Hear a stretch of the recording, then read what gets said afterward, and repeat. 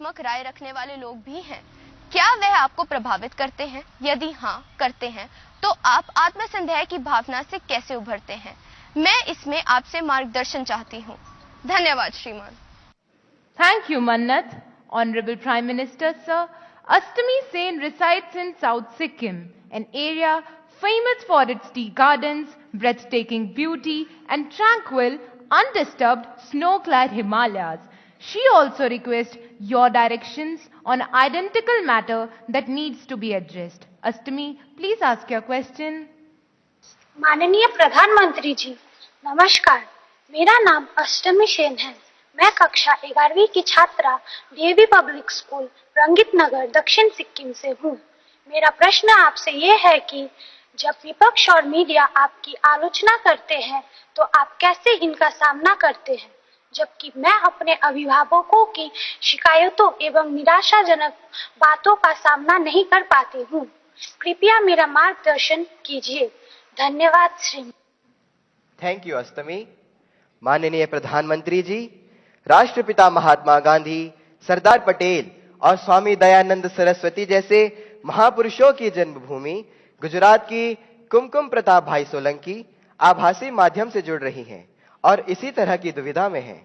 कुमकुम आपसे मार्गदर्शन चाहती है। कुमकुम, कृपया अपना प्रश्न पूछिए। माननीय प्रधानमंत्री महोदय, मेरा नाम सोलंकी कुमकुम है। मैं कक्षा 12वीं श्री हडाला बाल हाई स्कूल, जिला अहमदाबाद, गुजरात की छात्रा हूँ।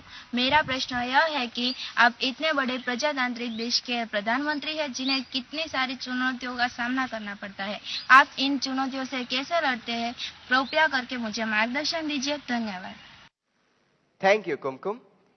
Honourable prime minister sir, Akash Jarira lives in the Silicon Valley of India, Bengaluru, known for being a perfect gateway to a plethora of activities, both traditional and modern.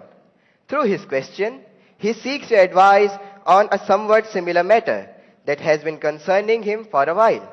Akash, please ask your question. नमस्ते मोदी जी, मैं आकाश दरीरा 12वीं कक्षा Whitefield global school Bangalore से।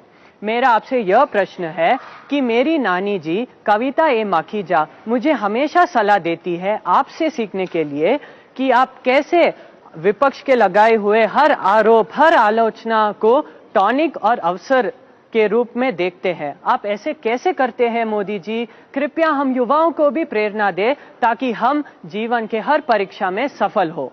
धन्यवाद। Thank you आकाश। माननीय प्रधानमंत्री जी, आपका जीवन करोड़ों युवाओं का प्रेरक रहा है। मन्नत, अष्टमी, कुमकुम और आकाश जीवन में आने वाली चुनौतियों में कैसे सकारात्मक रहकर सफलता प्राप्त करें, इस विषय पर आपका अनुभव जानना चाहते हैं। कृपया मार्गदर्शन करें। माननीय प्रधानमंत्री जी। आप लोग एग्जाम देते हैं और घर आकर के जब परिवार के साथ या दोस्तों के साथ बैठते हैं, कभी टीचर से निकट नाता है तो उनसे बैठते हैं और कोई सवाल का जवाब ठीक नहीं आया तो आपका पहला रिएक्शन होता है ये आउट ऑफ सिलेबस था। यही होता है ना? तो ये भी आउट ऑफ सिलेबस है। लेकिन मैं अंदाज कर सकता हूं कि आप क्या कहना चाहते हैं। अगर आपने मुझे न जोड़ा होता तो शायद आप अपनी बात को और ढंग से कहना चाहते होंगे, लेकिन शायद आपको मालूम है कि आपके परिवार वाले भी सुन रहे हैं, तो ऐसा खुल करके बोलने में खतरा है।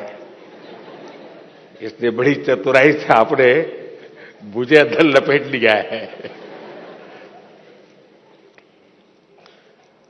देखिए, जहां तक मेरा सवाल है, मेरा एक कन्विक्शन है और मेरे लिए ये आर्टिकल ऑफ फेथ है। मैं सिद्धांततः मानता हूं कि समृद्ध लोकतंत्र के लिए आलोचना एक शुद्धि यज्ञ है।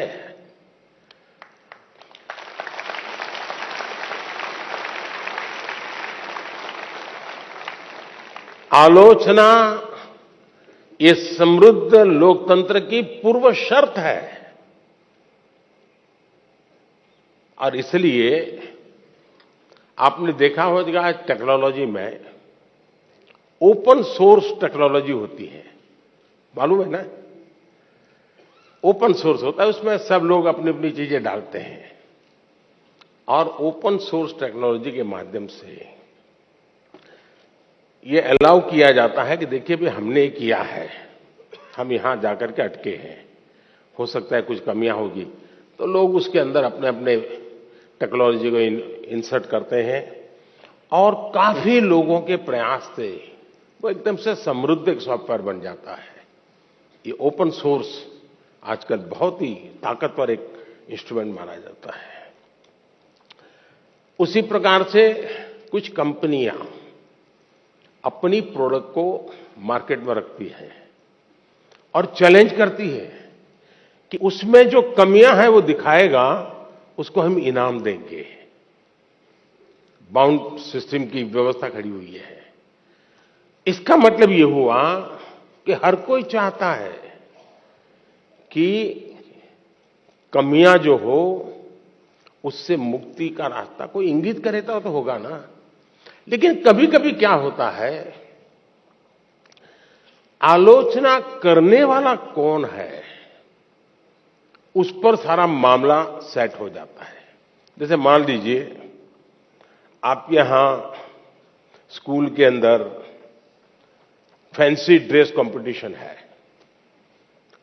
और आपने बड़े चाव से बढ़िया फैंसी ड्रेस पहन करके गए और आपका प्रिय दोस्त है, एकदम प्रिय दोस्त, जिसकी बात आपको हमेशा अच्छी लगती है, वो कहेगा यार तुमने ऐसा क्या पहना, ये अच्छा नहीं लग रहा है। तो आपका एक रिएक्शन होगा। और एक स्टूडेंट है जो आपको थोड़ा कम पसंद है, नेगेटिव वाइब्रेशंस हमेशा आते हैं उसको देखते ही, आपको उसके बातें बिल्कुल पसंद नहीं है, वो कहेगा देखो ये क्या पहन के आया है, कैसे पहनते हैं क्या। तो आपका एक दूसरा रिएक्शन होगा। क्यों? जो अपना है वो कहता है तो आप उसको पॉजिटिव लेते हैं उस आलोचना को, लेकिन जो आपको पसंद नहीं है वो वही कह रहा है, लेकिन आपको गुस्सा आता है, तू कौन होता है, मेरी मर्जी, ऐसा ही होता है ना। उसी प्रकार से आप आलोचना करने वाले आदतन करते रहते हैं तो उनको एक बक्से में डाल दीजिए, दिमाग खपाइए मत ज्यादा, क्योंकि उनका इरादा कुछ और है। अब घर में आलोचना होती है क्या? मैं समझता हूं कुछ गलती हो रही है। घर में आलोचना नहीं होती है, यह दुर्भाग्य का विषय है।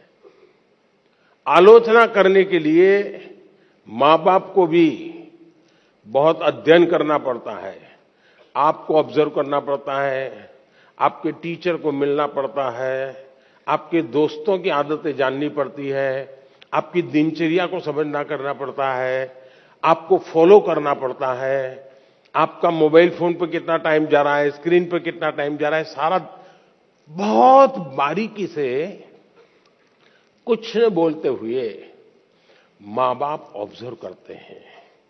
फिर कभी आप किस अच्छे मूड में होते हैं वो देखते हैं, और जब अच्छे मूड में होते हैं, अकेले होते हैं, तब प्यार से वो कहते हैं अरे यार देख बेटे तुझ में इतनी क्षमता है, इतना सामर्थ्य है, देख तेरी शक्ति यहां क्यों जा रही है।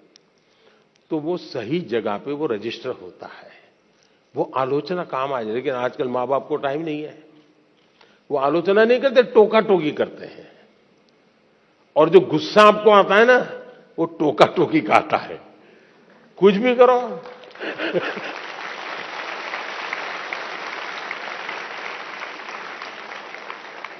खाने पे बैठे हैं कुछ भी कहेंगे, ये खाया तो भी कहेंगे, नहीं खाया तो भी कहेंगे। यही होता है ना।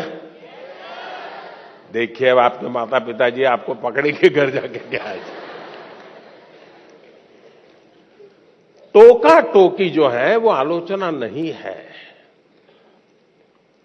अब मां बाप से मैं आग्रह करूंगा कि कृपा करके आप अपने बच्चों की भलाई के लिए ये टोका टोकी के चक्कर से बाहर निकलिए।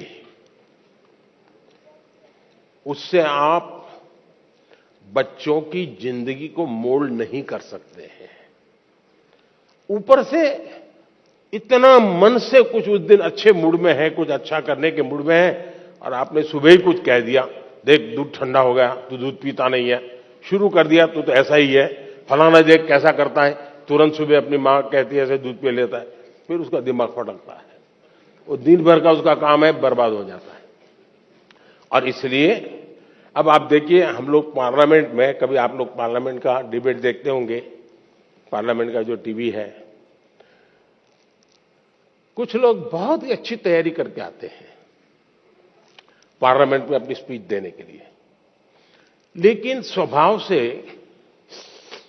जो सामने विपक्ष के लोग होते हैं ना, वो आपकी साइकोलॉजी जानते हैं, तो कुछ में ऐसे ही कोई टिप्पणी कर देते बैठे बैठे, और उसको मालूम है कि टिप्पणी ऐसी है कि वो रिएक्ट करेगा ही करेगा। तो हमारा एमपी होता है, उसको लगता है अब इंपॉर्टेंट इसकी टिप्पणी है, इसलिए जो तैयारी करके आया है वो छूट जाती है और वो उसी की टिप्पणी को जवाब देता रहता है।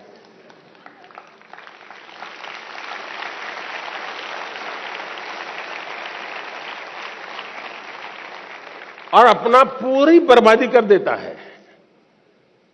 और अगर टिप्पणी है हंसी मजाक में बॉल खेल लिया, छुट्टी कर दी, दूसरी सेकंड में अपने विषय पे चला जाता है, तो उसको फोकस एक्टिविटी का परिणाम मिलता है। और इसलिए हमें अपना फोकस छोड़ना नहीं चाहिए। दूसरी बात है, देखिए आलोचना करने के लिए बहुत मेहनत करनी पड़ती है, बहुत अध्ययन करना पड़ता है, उसका एनालिसिस करना पड़ता है, कंपैरिजन करनी पड़ती है, भूतकाल देखना पड़ता है, वर्तमान देखना पड़ता है, भविष्य देखना पड़ता है, बड़ी मेहनत करनी पड़ती है, तब जाके आलोचना संभव होती है। और इसलिए आजकल शॉर्टकट का जमाना है। ज्यादातर लोग आरोप करते हैं, आलोचना नहीं करते हैं। आरोप और आलोचना के बीच में बहुत बड़ी खाई है। हम आरोपों को आलोचना न समझे। आलोचना तो एक प्रकार से वो न्यूट्रिएंट है जो हमें समृद्ध करता है। आरोप वो चीजें हैं जिसको हमने आरोप लगाने वालों को गंभीरता से लेने की जरूरत नहीं है, समय बर्बाद की जरूरत नहीं है। लेकिन आलोचना को कभी लाइट नहीं लेना चाहिए, आलोचना को हमेशा मूल्यवान समझना चाहिए। वो हमारी जिंदगी को बनाने के लिए बहुत काम आती है। और अगर हम ईमानदार हैं, हमने प्रामाणिक सत्यनिष्ठा से काम किया है, समाज के लिए काम किया है, निश्चित मकसद के लिए काम किया है, तो आरोपों की बिल्कुल परवाह मत कीजिए दोस्तों। मैं समझता हूं आपकी एक बहुत बड़ी ताकत बन जाएगी। बहुत बहुत धन्यवाद।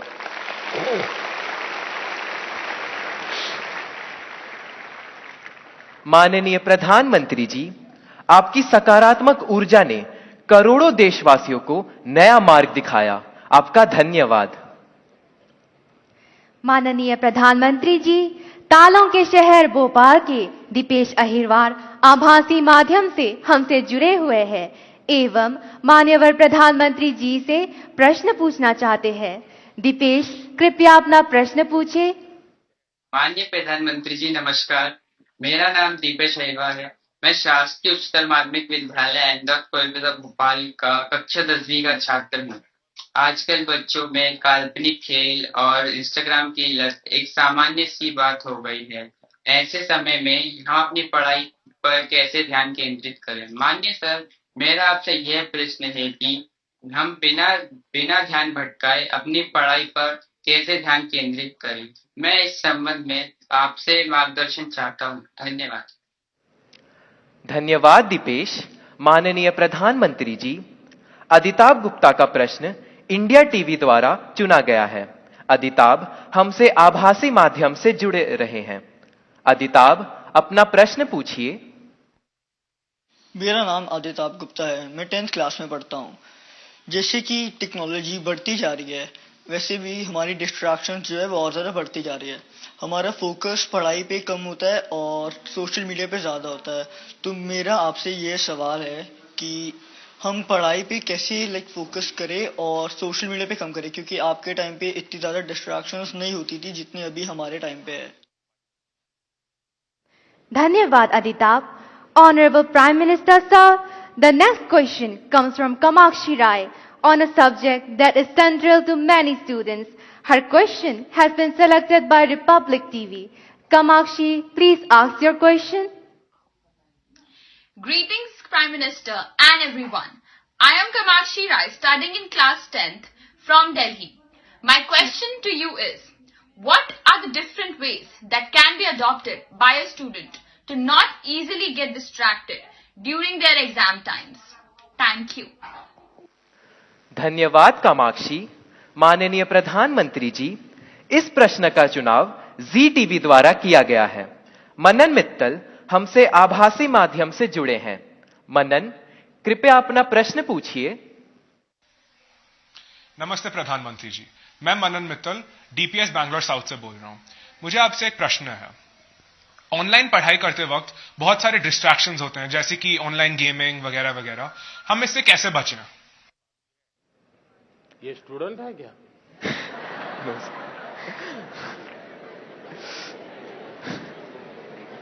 वो गैजेट में ही खोते रहते होगे।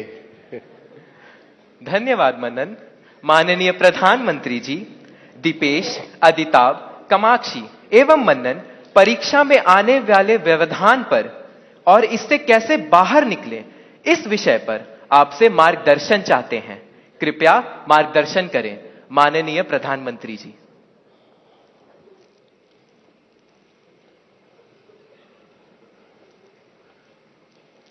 सबसे पहले तो निर्णय ये करना है कि आप स्मार्ट हैं कि गैजेट स्मार्ट है।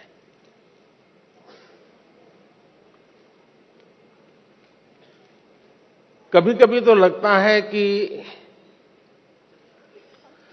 आप अपने से भी ज्यादा गैजेट्स को ज्यादा स्मार्ट मान लेते हैं और गलती वहीं से शुरू हो जाती है। आप विश्वास करिए, परमात्मा ने आपको बहुत शक्ति दी है। आप स्मार्ट हैं। गैजेट आपसे स्मार्ट नहीं हो सकता है। आपकी जितनी स्मार्टनेस ज्यादा होगी, उतना गैजेट का सही उपयोग आप कर पाएंगे। वो एक इंस्ट्रूमेंट है जो आपकी गति में नई तेजी लाता है। ये अगर हमारी सोच बनी रही तो मैं समझता हूं कि शायद आप उससे छुटकारा पाएंगे। दूसरा, देश के लिए बहुत बड़ी चिंता का विषय है जी। मुझे कोई बता रहा था कि भारत में एवरेज 6 घंटे लोग स्क्रीन पे लगाते हैं। 6 घंटे। अब जो इसका बिजनेस करते हैं उनके लिए तो खुशी की बात है। जब मोबाइल फोन पर टॉक टाइम होता था तो टॉक टाइम में कहते हैं कि उस समय एवरेज 20 मिनट जाती थी, लेकिन जब से स्क्रीन और उसमें से रील, क्या होता है, एक बार शुरू करने के बाद निकलते हैं क्या उसमें से बाहर? क्या होता है? नहीं बोलेंगे। अच्छा, आप लोग कोई रील देखते नहीं है? नहीं देखते हैं ना? तो फिर शर्माते क्यों हो? बताओ ना, निकलते हैं क्या बाहर अंदर से? देखिए हमारी क्रिएटिव उम्र और हमारी क्रिएटिविटी का सामर्थ्य अगर एवरेज हिंदुस्तान में 6 घंटे स्क्रीन पर जाए तो ये बहुत चिंता का विषय है। एक प्रकार से गैजेट हमें गुलाम बना देता है। हम उसके गुलाम बनकर के जी नहीं सकते हैं। परमात्मा ने हमें एक स्वतंत्र अस्तित्व दिया है, स्वतंत्र व्यक्तित्व दिया है।